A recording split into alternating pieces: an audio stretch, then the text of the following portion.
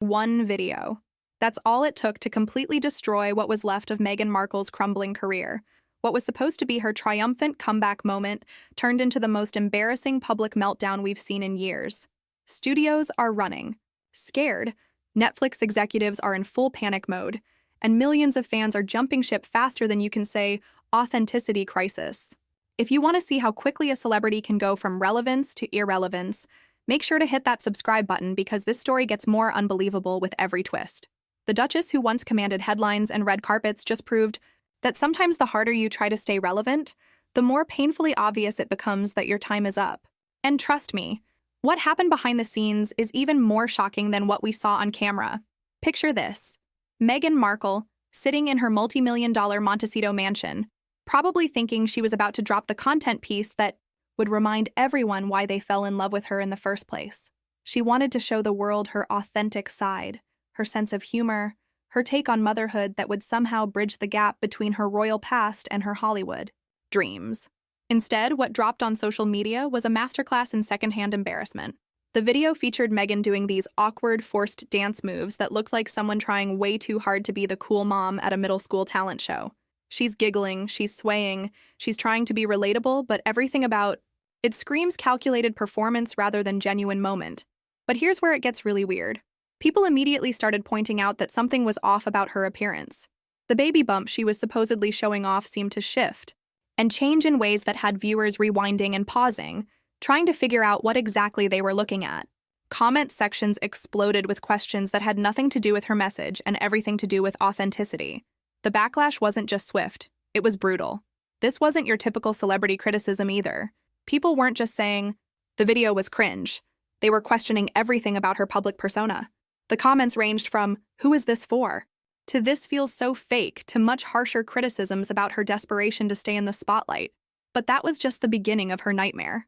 While Meghan was probably expecting praise and engagement, Netflix executives were having emergency meetings about damage control.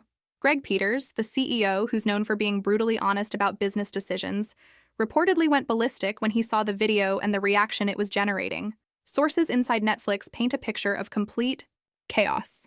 Peters was apparently pushing hard to distance the platform from Meghan altogether, viewing her as a liability that was making Netflix look ridiculous by association.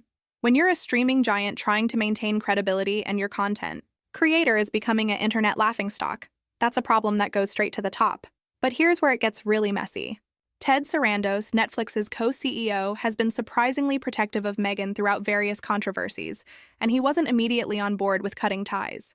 This created a power struggle at the highest levels of the company, with Peters pushing for decisive action while Sarandos advocated for a more measured approach.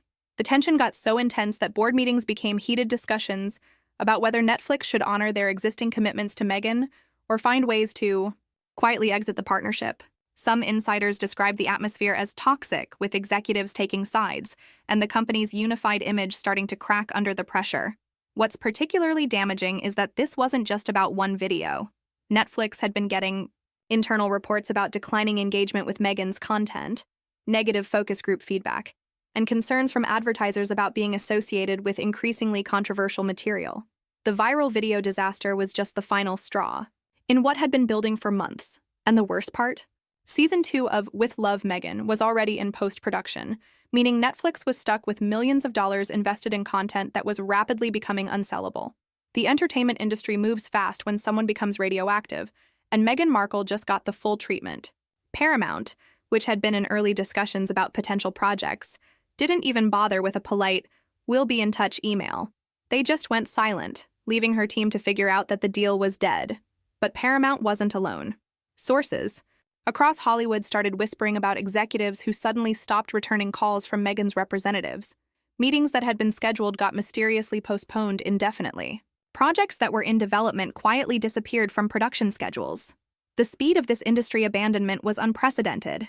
We're talking about a woman who, just 2 years ago, was being courted by major studios as a potential franchise builder.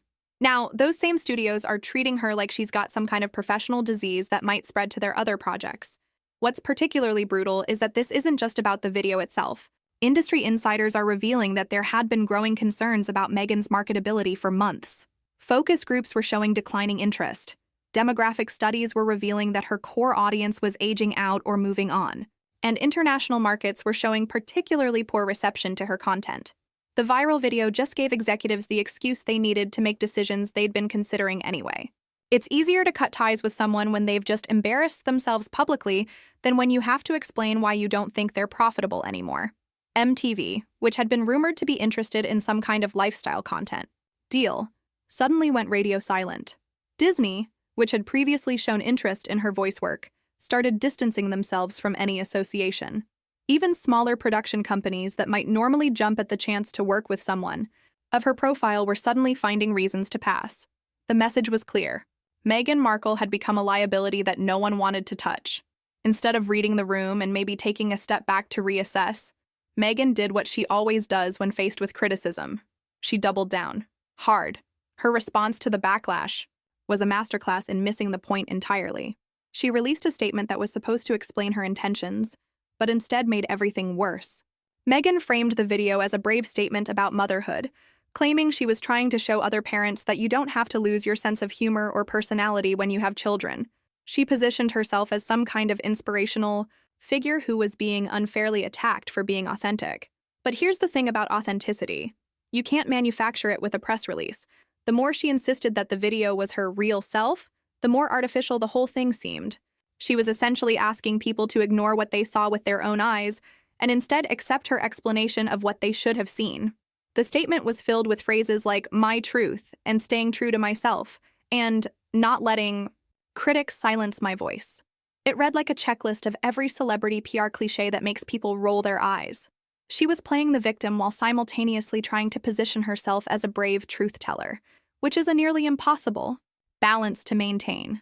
What made it even more cringeworthy was her insistence that she was doing this for other mothers.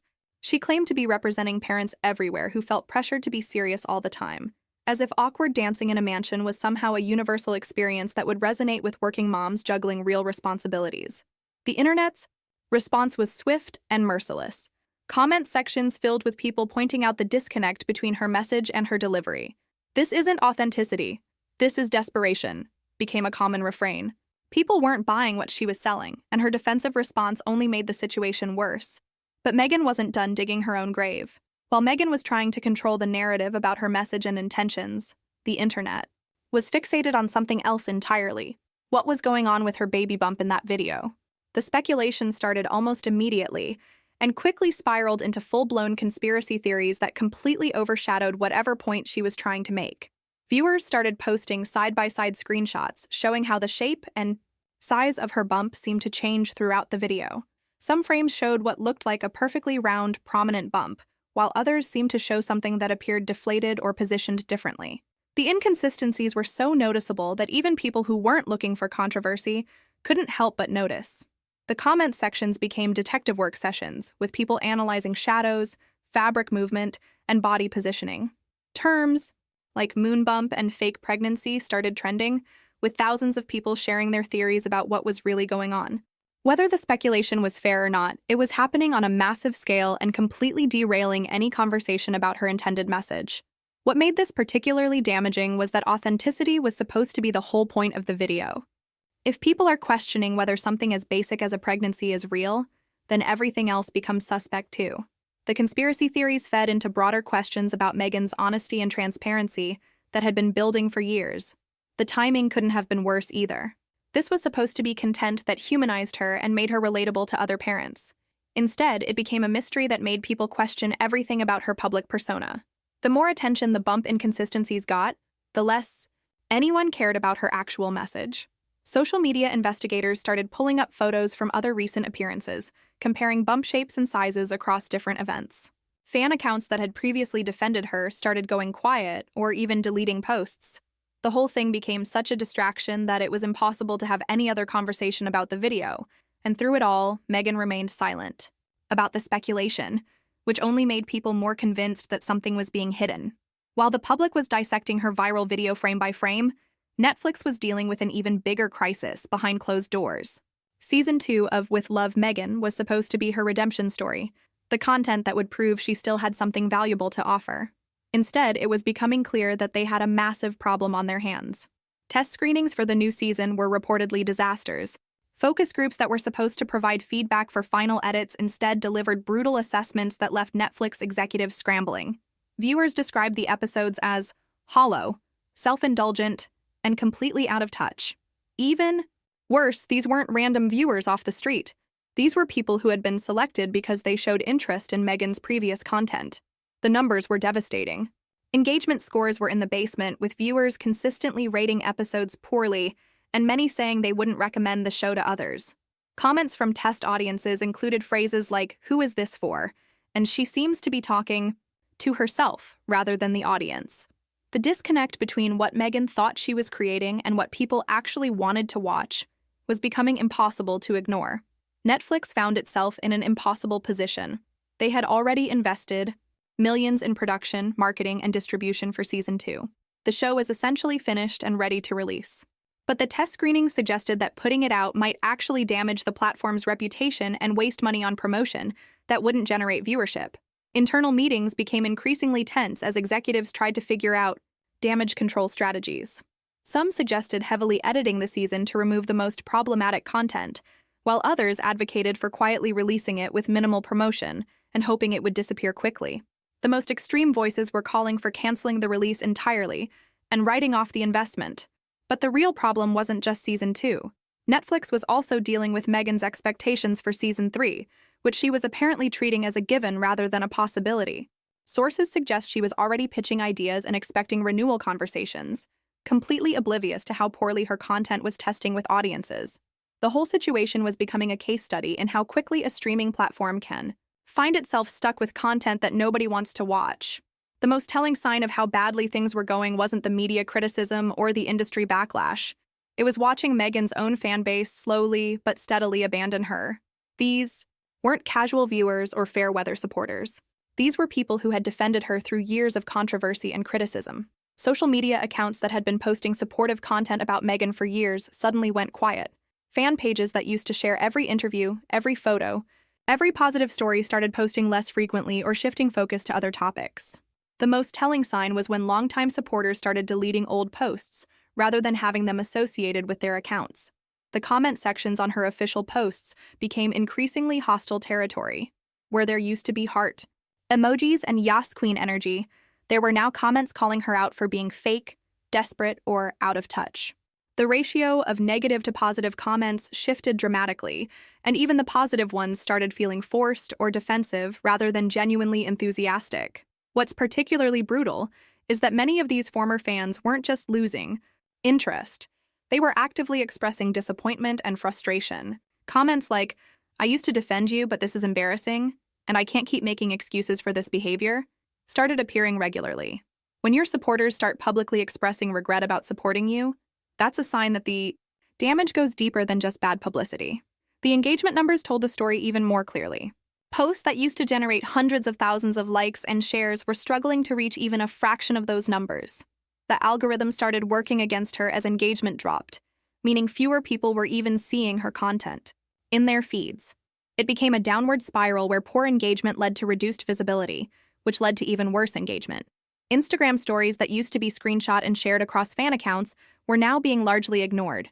The organic buzz that had once surrounded her every move was completely gone, replaced by a kind of digital silence that's even more damaging than active criticism. But the most devastating moment came when several prominent fan accounts publicly announced they were stepping away from covering her. These weren't hate accounts or critics. These were people who had spent years creating content about her, defending her choices, and building communities around supporting her. When they started posting farewell messages explaining why they couldn't continue, it became clear that something fundamental had shifted. Just when you thought Meghan couldn't make the situation worse for herself, she decided to do something that would become the most quoted and mocked moment of her entire meltdown. She went on a nearly hour-long podcast-style monologue where she started referring to herself in the third person. "The world hasn't seen the real Meghan yet," she said, as if she was some kind of character in a movie rather than a real person dealing with real consequences.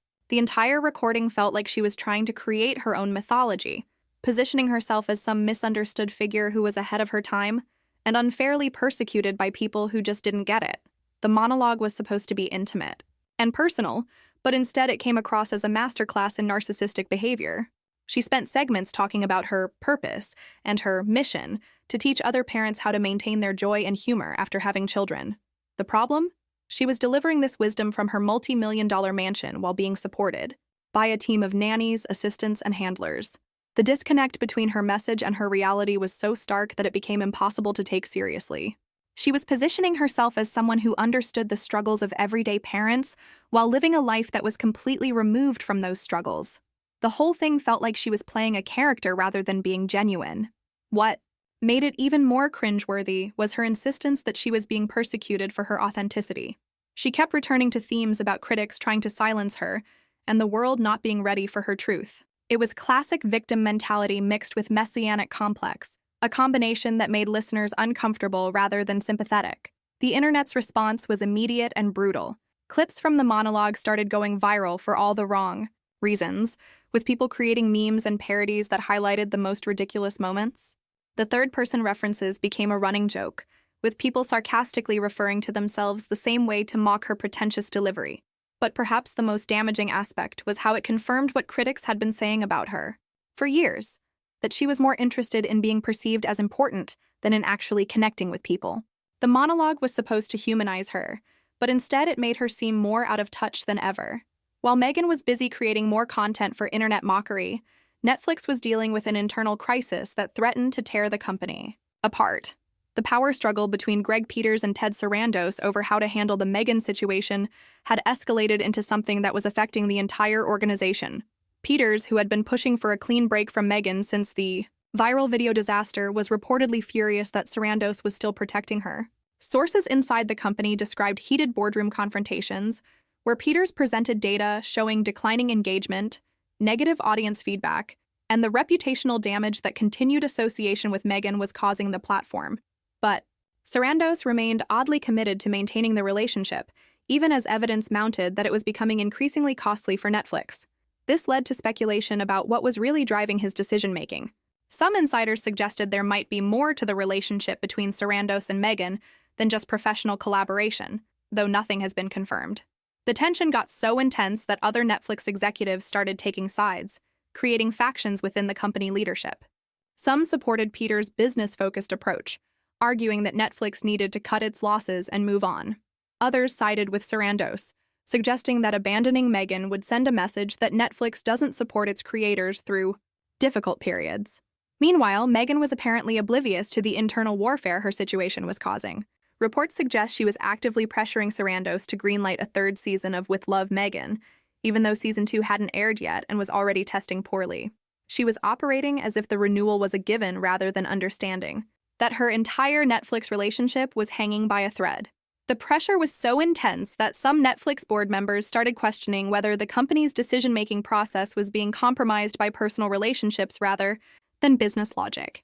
When a streaming platform's leadership is at war over a single content creator, it raises questions about priorities and judgment that go far beyond just one show.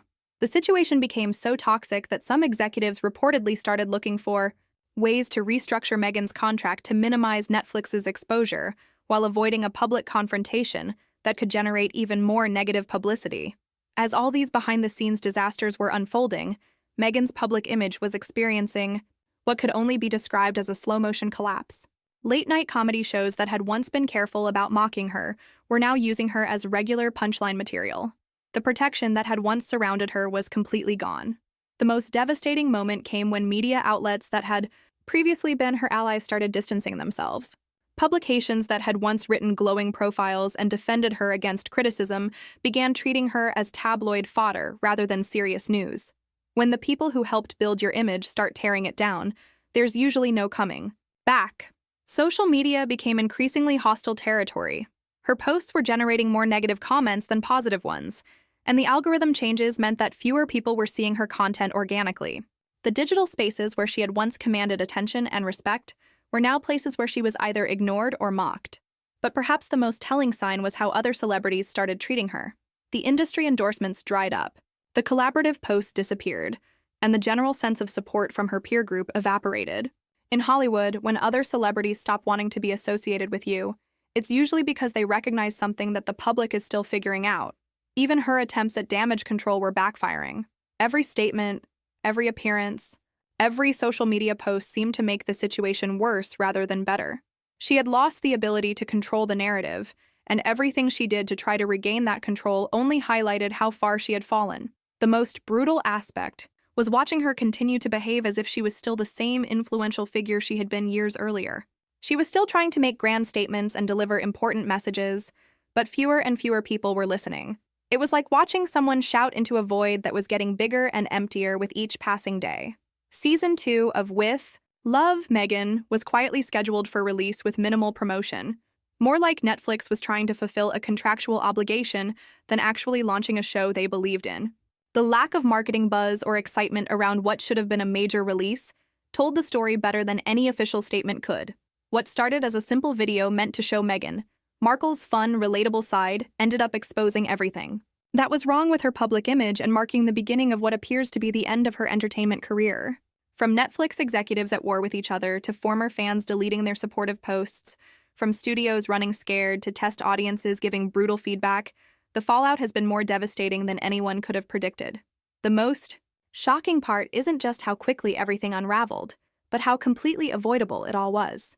If Meghan had been willing to listen to feedback, acknowledge criticism, or show even a hint of self-awareness, this story might have had a different ending. Instead, she doubled down on every mistake, defended every poor decision, and turned what could have been a minor embarrassment into a career-ending catastrophe. One viral video revealed what industry insiders had been whispering about for months, that Meghan Markle had become more liability than asset, more punchline than personality. And sometimes, once the public decides your time is up, no amount of explanation or justification can change their minds. If you want to stay updated on more celebrity meltdowns and industry drama, make sure to subscribe and hit that notification bell. Trust me, if this story taught us anything, it's that in Hollywood, today's hero can become tomorrow's cautionary tale faster than you can say, authenticity crisis.